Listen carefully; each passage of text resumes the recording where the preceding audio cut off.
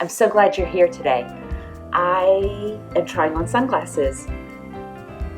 Check it out.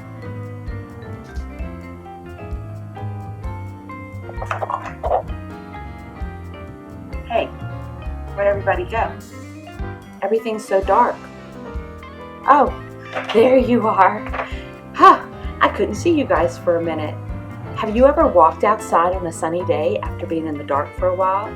It takes some time for your eyes to adjust and to focus.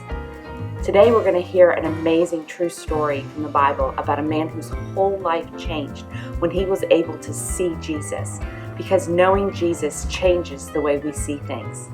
Let's check out our movie. The Bible. It's 66 books of history, stories, letters, and poetry that fit together to form God's one big story. The epic adventure of how He created us and loves us so much that He made a way to rescue us. As we travel through the Bible, from Genesis to Revelation, we discover people who met God and found their lives changed forever. Now for an amazing story, inspired by the book of Acts, chapter 9, verses 1 through 9. If anyone was set up for the good life, it was Saul of Tarsus. Greetings. Though Saul's family was Jewish, he was also born a Roman citizen. Throughout his life, he was known by two different names. You may call me Saul or Paul. As a young man, Saul was sent to Jerusalem to study with the famous Rabbi Gamaliel. Let's see. You have achieved 100% in classical literature, 111% in philosophy, and in ethics, 99%. I vow to do better. Saul became a Pharisee like his father before him. He carefully studied God's law and prayed 3 times a day. Dear God, help me follow your laws 100% perfectly. Like the other religious leaders in Jerusalem, though, Saul was caught off guard by the events that surrounded the life and death of Jesus. Good riddance. Now that fool can't try to overturn God's laws anymore. Haven't you heard? Jesus' follower says he's returned to life. They've seen Jesus? They've seen Jesus.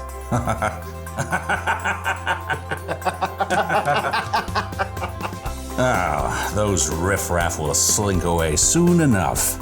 Against all odds, the followers of Jesus didn't fade away.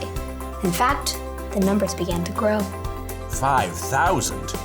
You're telling me that 5,000 people are following the way of a dead man?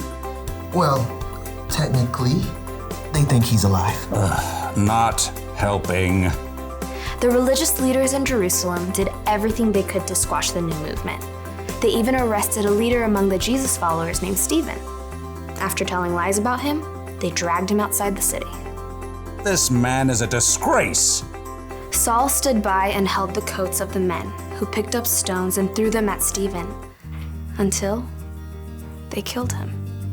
If Stephen had just let go of this Jesus nonsense, he wouldn't have had to die. It's terrible. I heard people are following the way of Jesus in other cities too. What? Inconceivable. Saul quickly became known for hunting down people who believed in Jesus. When he discovered that some Jews in Damascus were following Jesus, he went straight to the high priest. This Jesus thing is spreading everywhere. I'm aware. They think he's alive. #yup. Someone should do something. I hope you have something constructive to say. Give me letters to the synagogues in Damascus so I can arrest all the believers and bring them back here. Now you're talking. Saul set off for Damascus with the blessing of the high priest. He traveled with a group of men to arrest the believers they found. After days on the road, they neared the city. There it is. We'll make it by lunch. No, we must take time to pray. As he did 3 times every day, Saul stopped and turned to Jerusalem to pray, certain God was on his side. Dear Lord, help me to catch every single one of those despicable Jesus people. Suddenly, a light more brilliant than the midday sun blazed down around Saul. He staggered, fell to the ground, squeezing his eyes shut against the glare. Saul, why are you opposing me? Saul gasped, It felt as though the whole earth shifted beneath him. Who are you, Lord? I am Jesus. I am the one you are opposing. The men around Saul stared in horror and confusion, unable to speak. They could see no one, but heard a sound, perhaps like a roar of thunder.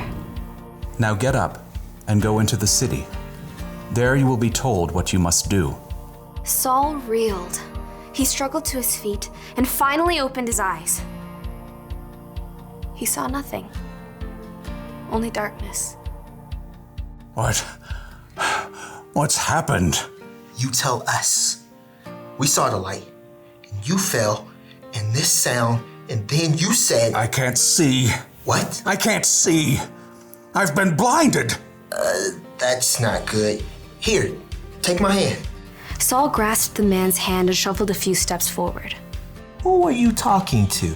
I think it was Jesus. You heard Jesus? I heard Jesus. Saul's companions led him into Damascus, where he stayed at the home of a man named Judas on Straight Street. Want something to eat? I'm not hungry. Or water? Not thirsty. For 3 days, Saul wrestled with himself and God. He'd come face to face with the very man he knew was dead, but discovered that Jesus was very much alive. Now blind, Saul was forced to see everything in a brand new light.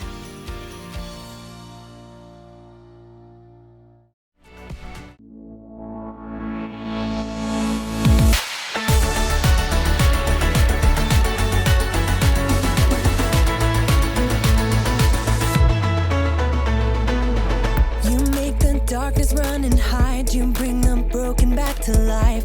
Only you can, only you can. You set me free from every chain, you fill my heart with songs of praise. Only you can, only you can.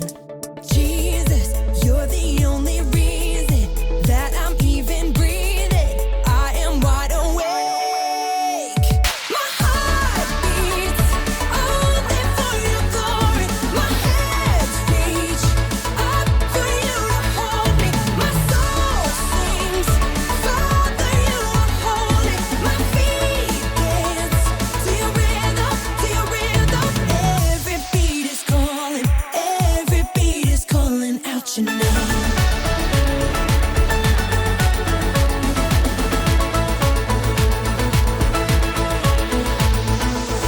You left the glory of your throne to bring this runaway back home. Only you can, only you can. You give me love, you give me life, you keep me dancing through the night. Only you can, only you can. My heart beats only for your glory. My hands reach up for you to hold me. My soul sings, Father, you are holy. My feet dance to your rhythm, to your rhythm. Every beat is calling out your name. Every beat is calling out your name. Jesus, you're the only reason that I'm even breathing. I am wide awake. You move me, your freedom is consuming. I feel you rushing through me. I'll never be the same. My heart beats only for your glory. My hands reach up for you to hold me. My soul sings, Father, you are holy. My feet dance to your rhythm, to your rhythm. Every beat is calling out your name. Every beat is calling out your name.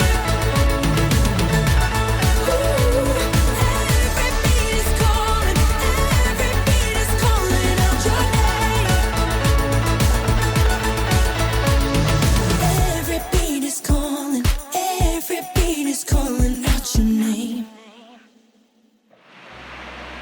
God sure had a lot of mercy on Paul. And you know what?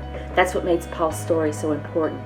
God used his story to make a huge difference in the lives of millions of people for years and years to come.